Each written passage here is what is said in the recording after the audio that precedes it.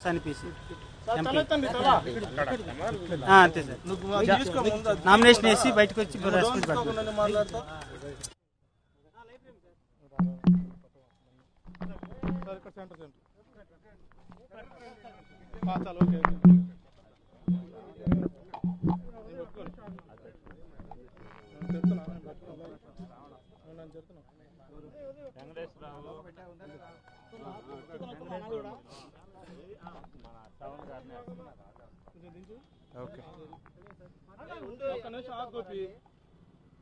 ఈరోజు మొట్టమొదటిగా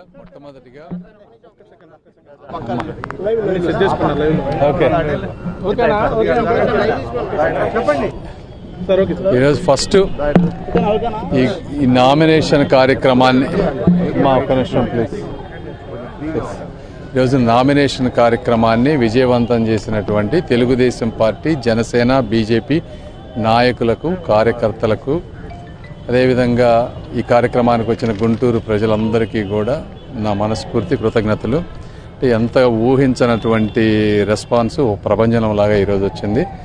రెండోది, నన్ను నమ్మి ఈ పార్లమెంటు సీటు నాకు ఇచ్చినటువంటి చంద్రబాబు నాయుడు గారికి కానీ, లోకేష్ గారికి కానీ, అదేవిధంగా నన్ను సపోర్ట్ చేసినటువంటి జనసేన పవన్ కళ్యాణ్ గారికి, వీరితో పాటు అసలు ఈ పార్టీని పుట్టించినటువంటి, ఒక ఆశయ సాధనతో పుట్టించినటువంటి నందమూరి తారక రామారావు గారికి, వీళ్ళందరికీ కూడా నా కృతజ్ఞతలు.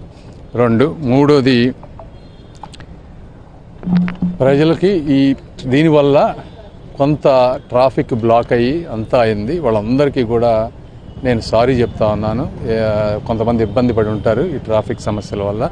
నా ఉద్దేశం వేరే వాళ్ళకి ఇబ్బంది పెట్టాలని కాదు. కాకపోతే ఈ ఎలక్షన్ ప్రక్రియలో ఇప్పుడున్న పరిస్థితుల్లో ఇది తప్పనిసరి కాబట్టి చేయాల్సి వచ్చింది. ఏదన్నా ఎవరికన్నా జరిగితే ఆ విషయంలో నన్ను క్షమించండి. తర్వాత దీనికి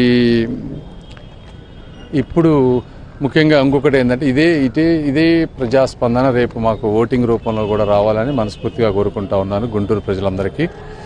ఈరోజు చూసినటువంటి ప్రజాస్పందన అనేది ఈ అమరావతికి జరిగినటువంటి అన్యాయానికి, ఈ రాష్ట్రానికి జరిగినటువంటి అన్యాయానికి ప్రజలు ఒక విప్లవంలాగా తిరగబడి ఈ రోజున రోడ్డు మీదకి వస్తూ ఉన్నారు.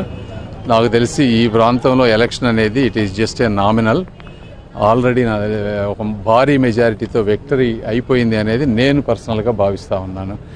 ఇంకొకటి, గుంటూరు ప్రజలందరికీ కానీ, నా కార్యకర్తలకు కానీ నా మీద చూపిన ఈ అభిమానానికి నేను అందరికీ వాళ్ళు ఒకటే హామీ ఇస్తా ఉన్నా.